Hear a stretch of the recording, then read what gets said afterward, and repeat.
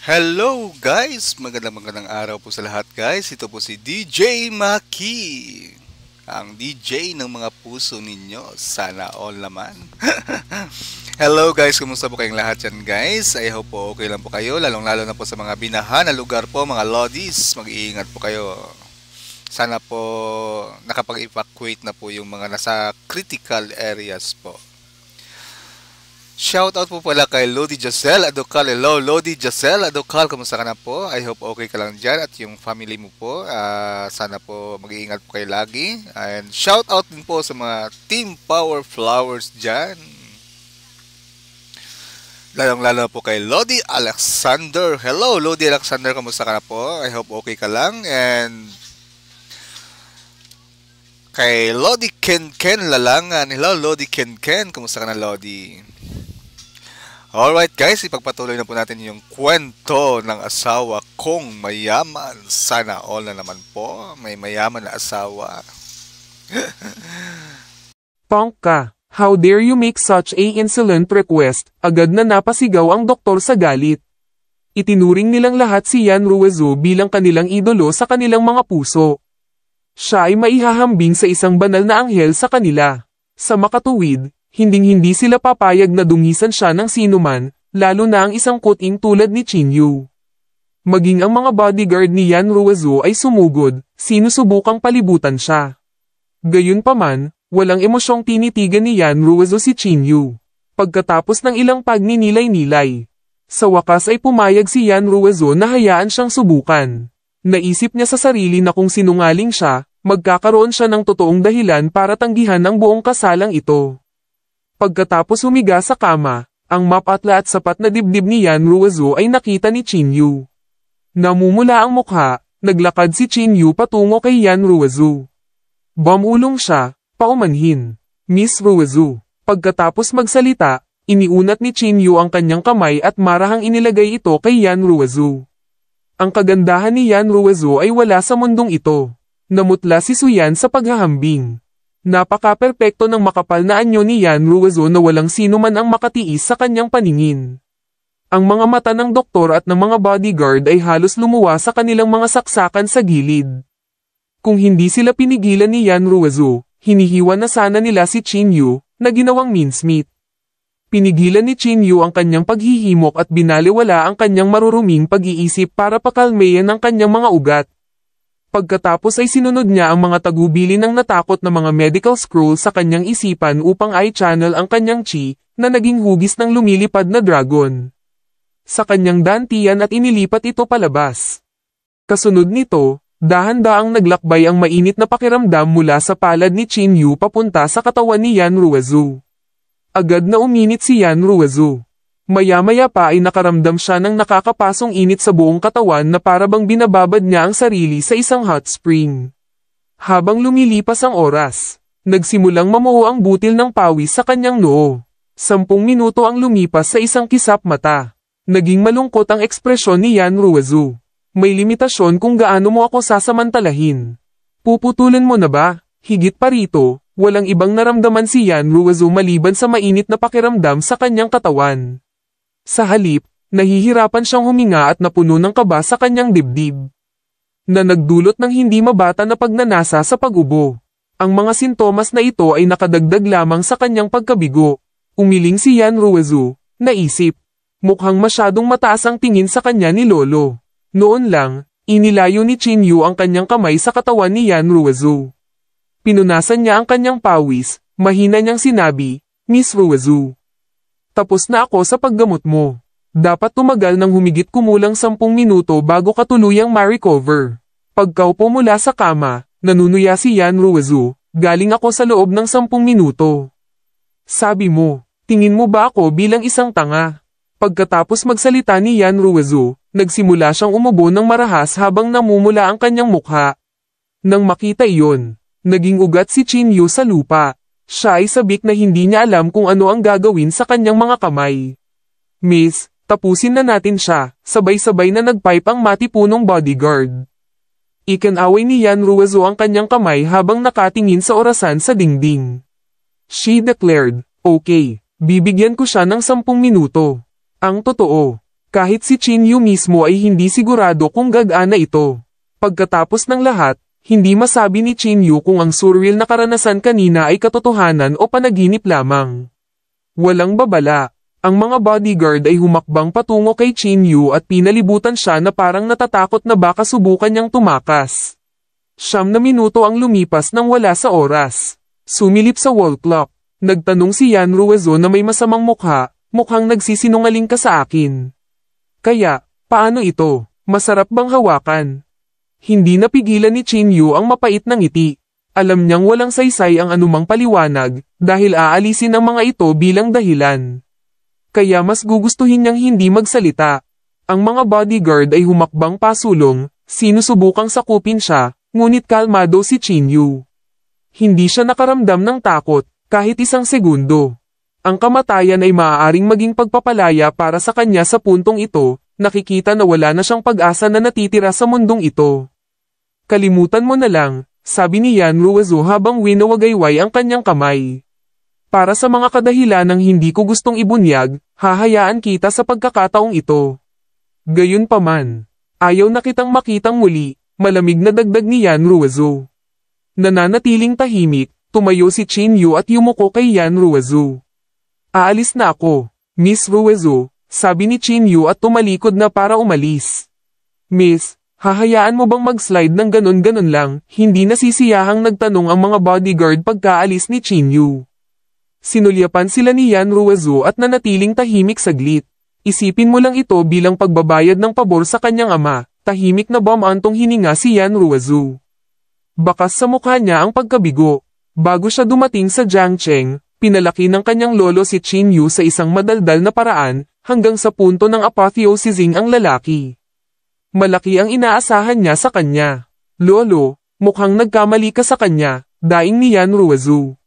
Sa sandaling iyon, naramdaman ni Yan Ruizo ang mainit na pakiramdam na dumadaloy sa loob niya. Bago pa siya makapag-react, naubo na siya. Pagkatapos ay lumabas sa kanyang bibig ang isang madilim at malabo na sangkap. Miss, okay ka lang ba? Anong ginawa sa'yo ng bakla na yan? Kakalagkarin ko siya pabalik ngayon din. Papatayin ko talaga siya. Nang marinig ang kanilang mga pahayag, pinigilan sila ni Yan Ruizo. Matapos hawakan ng kanyang dibdib. Nagulat siya nang makitang nawala ang baradong pakiramdam na ilang taon nang nagpapahirap sa kanya. Maging ang tuyo at makati na pakiramdam sa kanyang lalamunan ay tuluyang nawala. So nagsasabi siya ng totoo. Nalilitong komento ni Yan Ruizo.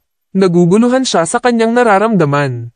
Ibalik mo siya dito ngayon din, utos ni Yan Ruizo. Bagamat hindi maintindihan ng mga bodyguard ang sitwasyon, hindi sila nang ahas na suwayin ang utos ni Yan Ruizo. Agad silang umalis para habulin si Chin Yu. Sa sandaling iyon, si Chin Yu ay tumatawid sa gilid ng pangunahing kalye ng walang patutunguhan, mukhang nawawalan ng pag-asa. Wala siyang ideya kung saan siya pupunta. Bahay. Talagang hindi iyon isang opsyon. Magwawakas kaya siya sa kawalan ng tirahan. Tatay, nabigo ako sa iyo, hinaing ni Chin Yu habang inaalala ang lalaki sa kanyang panaginip. Biglang, isang Bentley ang bumilis sa direksyon ni Chin Yu at huminto sa kanyang harapan. Bago niya namalayan ay napansin niyang bumaba ng sasakyan ang 5 bodyguard. Tumigil ka dyan, hinaranggan ng mga bodyguard ang daan ni Chin Yu. Inutusan ka ni Miss Ruizo na bumalik sa amin, paglilinaw nila habang nananatiling walang ekspresyon. Naisip ni Chin Yu na hindi siya hinahayaan ni Yan Ruizo na dumausdos. Kaya sabi niya, okay lang. Tatanggapin ko ang mga kahihinatnan ng aking mga aksyon. Susundan kita pabalik, dahil doon. Masunuring sumakay si Chin Yu sa kotse. Nanatiling tahimik ang lahat habang nasa biyahe. Hindi nagtagal, hinawakan ng matipunong bodyguard ang braso ni Chin Yu at kinaladkad siya sa harap ni Yan Ruizo. Miss, pinigil namin siya ayon sa utos mo. Itinulak ng bodyguard si Chin Yu patungo kay Yan Ruizo. Nang makita niya iyon ay napakunot ang noo niya. Dahan-dahan siyang tumayo at naglakad patungo sa bodyguard. Sino ang nagtanong sa iyo na tratuhin siya ng ganito? Tanong ni Yan Ruizo sa matalas na tono. Sabay-sabay. Ang bodyguard ay nataranta at nauutal, humingi ng tawad kay Mr. Chin ngayon din, utos ni Yan Ruizo. Miss, huwag mo akong ulitin. Kinawi ni Yan Ruizo bago matapos ang pangungusap ng bodyguard. Pulang-pula ang mukha ng bodyguard hanggang tenga. Siya ay hindi kapani-paniwalang nag-aatubili na humingi ng tawad sa isang dork tulad ni Chinyu. Gayunpaman, wala sa kanila ang nangahas na sumalungat sa utos ni Yan Ruizo. Kaya kinagat niya ang bala at iniyuko ang ulo. Ay, sorry, Mr. Chin. Nanatili sa ganoong posisyon ang bodyguard at hindi naglakas loob na itaas ang ulo. Sinabi ni Chinyu, okay lang, Miss Ruizo. Hindi ito malaking bagay. Please let bygones be bygones. Tumango si Yan Ruizo at nagutos, pabayaan mo kaming dalawa. Nang marinig iyon, nagmamadaling lumabas ang iba sa silid. Binuksan ni Yan Ruizo ang isang bote ng red wine, ibinuhos si Chinyu ng isang baso, at nagkomento, hindi ko talaga akalain na mayroon kang kasanayang medikal. Napatulala si Chinyu. Nagulat siya. Nagtanong siya ng may kagalakan, Miss Ruizo, ibig sabihin, ganap ka ng gumaling. Well, sagot ni Yan Ruizo sa bahagyang pagkalito. Ang galing. Tuwang-tuwa ako. Isang binhi ng pag-asa ang umusbong sa gitna ng kawalan ng pag-asa ni Chinyu. Mukhang totoo talaga, naisip niya. Well, tiningnan ko ang background mo. Kaya, nagtataka ako kung bakit ang isang tao sa iyong mga medikal na kasanayan ay humantong sa isang hindi kahanga-hangang buhay, sabi ni Yan Ruizo na kakaiba. Nang marinig iyon, napabuntong hininga si Chinyu. Miss Ruizo, hindi ko alam kung paano ito ipapaliwanag sa iyo, sabi ni Chinyu na may mapait na ngiti. Gayunpaman, walang paraan si Chinyu na masasabi sa kanya na nakuha niya ang lahat ng kanyang mga kasanayan at kaalaman sa medisina sa isang panaginip. Kung sasabihin niya ang mga ganoong salita, iisipin niyang wala na siya sa isip niya. Gayunpaman, si Chinyu ay tila isang hamak na tao sa opinyon ni Yan Ruizo. Kaya, ang kanyang reaksyon ay nakadagdag lamang sa kanyang magandang impresyon sa kanya. Wala bang pagkakataon na ipakita ang iyong galing, pabiro na tanong ni Yan Ruizo. Pagkatapos tumawa, nanatiling kalmado si Chinyu. Sige, ipaalam sa akin kung ano ang maaari kong gawin upang ibalik ang pabor. Pangalanan mo ang iyong presyo. O may iba ka pa bang gusto? Nangaasar na tanong ni Yan Ruizo. Ang kanyang mga salita ay hindi malinaw. Ikinaway ni Chinyu ang kanyang kamay at tumanggi, hindi, Miss Ruizo. Wala akong kailangan. Iniligtas mo ako, kaya ito ang pinakamaliit na magagawa ko para sa iyo. Sigurado ka bang wala kang gusto? Tanong ni Yan Ruizo na may mahinang ngiti. Alam mo, kaya kung tuparin ang anumang kahilingan mo. Kailangan mo lang sabihin. Medyo umaasam si Yan Ruizo. Umiling si Chinyu at sumagot, wala talaga akong kailangan. Salamat sa iyong alok. Matapos marinig ang mga salita ni Chinyu, isang pahiwatig ng saya ang sumilay sa mga mata ni Yan Ruizo. Si Chinyu ay tila isang mabait at tunay na tao kahit papaano. Biglang tumunog ang telepono ni Chinyu. Naging malungkot ang kanyang ekspresyon nang makita ang caller ID sa screen dahil ang tumawag sa kanya ay si Suyan. Kinuha ni Chinyu ang kanyang telepono at pumunta sa gilid para sagutin ang tawag. Sa sandaling pinindot niya ang answer button, maririnig si Suyan na nagsasabi sa malupit na tono, patay ka na ba? Kung hindi, ibalik ang iyong asterisk SS dito ngayon din. Nag-aapoy sa galit si Chinyu nang marinig ang mga masasakit na salita. Nagngangalit ang kanyang mga ngipin, sinabi niya. Bakit iniisip mo na babalik ako pagkatapos ng ginawa mo? Agad na tumawa si Suyan sa kanyang sinabi. Oh, kawawang Chinyu. Akala mo ba gusto kitang balikan? Oh, pakiusap. Hinihiling ng nanay ko na bumalik ka dito para pirmahan ang form ng kasunduan sa diborsyo, panunuya ni Suyan. Mas mabuting huwag kang humila ng anumang nakakatawa. Kung hindi, hihilingin ko kay Zhao Gang na ipadala ka sa Neverworld. Ngumuso si Suyan. Nang marinig iyon, kinuyam ni Chinyu ang kanyang mga kamao nang hindi sinasadya. Pagkapit ng kanyang mga ngipin, sumigaw siya, Suyan, ikaw talaga ang pinakamasama.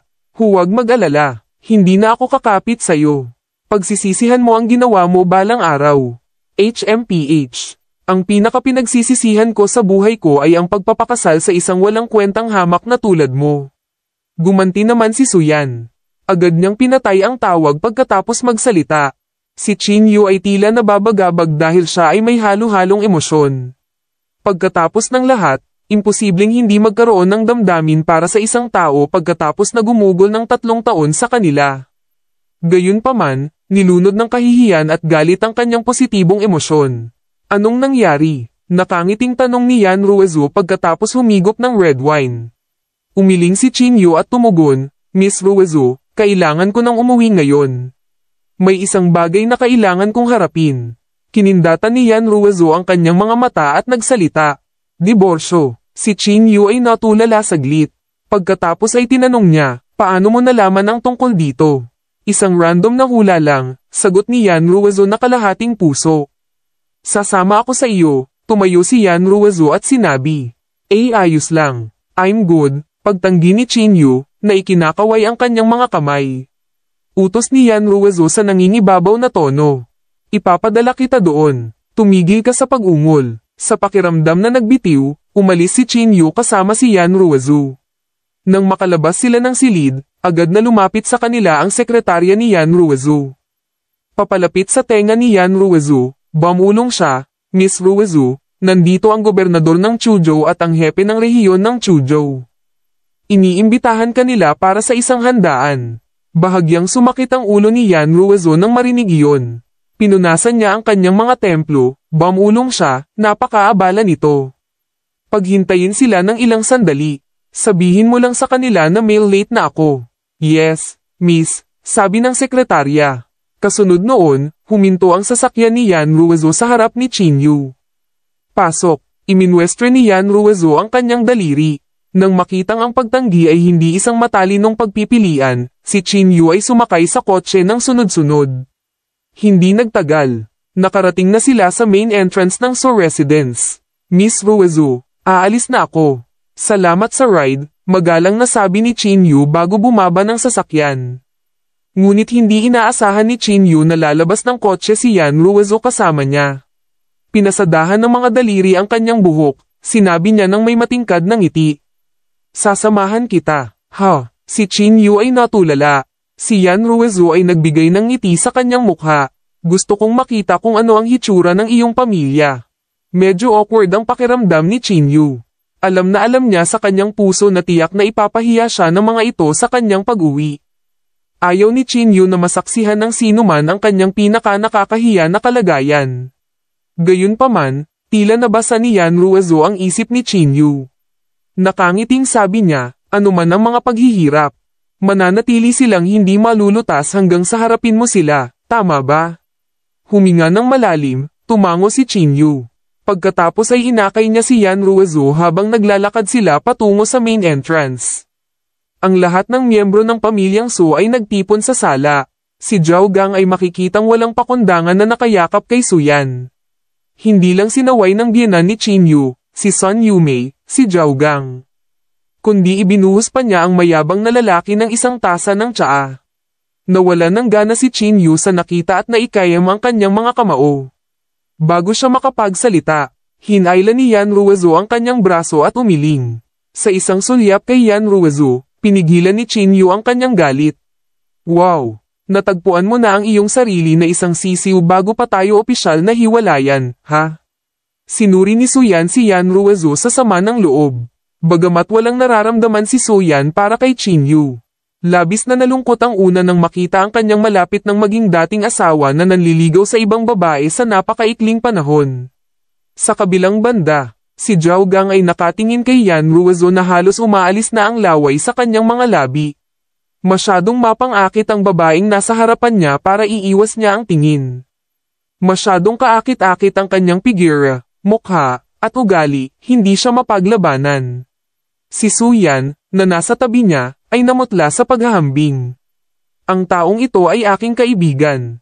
Mas mabuting huwag mo siyang igalang, malamig na babala ni Chinyu. Bumantong hininga si Su Yan at hindi pinansin si Chinyu. Then she writedly, TSK. TSK. Sis, tanga ka talaga.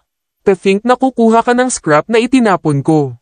Hindi mo ba alam na siya ay isang walang gulugod na uod? Hindi naapektuhan si Yan Ruizu sa sinabi nito. Running her fingers through her hair. She riposted casually, only an unsophisticated woman would leech off a distinguished man. Hindi ako katulad mo. Nag-aapoy sa galit si Suyan nang marinig iyon. Bakit? Maliit ka. Si Suyan ay nanginginig sa galit, ngunit wala siyang maisip na sasabihin bilang pabulaanan. Naglalaway si Zhao Gang kay Yan Ruizu. Imposibleng hindi pagnasaan ang isang kagandahang tulad niya. Miss, parang hindi ka average Jane. And if you don't mind my asking, ano ang pinagkakakitaan mo? Nakangiting tanong ni Zhao Gang. Pagkatapos mag-isip-isip, sumagot si Yan Ruizu, kasali ako sa lahat ng uri ng negosyo. Real estate, pamumuhunan, e-commerce, at iba pa. Real estate. Nanlaki ang mga mata ni Zhao Gang nang marinig iyon. Nakaramdam siya ng kasiyahan, nagtanong siya, Miss, alam mo ba na ang pamilya yan ni Jingdo ay nagdadala ng mga pagkakataon sa negosyo sa aming lungsod? Mukhang hindi nabigla, tumango si Yan Ruizu. Alam ko. Nagpatuloy si Zhao Gang sa isang narcissistic na paraan, sabihin ang totoo, nakipag-deal ang pamilya ko sa pamilya yan. Miss, baka interesado ka sa isang collaboration. Kitang-kita ang intensyon ni Zhao Gang. Inaakit niya si Yan Ruizu kasama ang pamilya yan. Hindi lang hindi ito na-appreciate ni Yan Ruizu, kundi nagpakawala pa siya ng ngiti. Ang pamilya Zhao, tama ba? Sige. Tatandaan ko ito ngayon, nakangiting sabi ni Yan Ruizu. Sa pag-aakalang nakuha niya ang kanyang atensyon. Si Zhao Gang ay nasa cloud 9.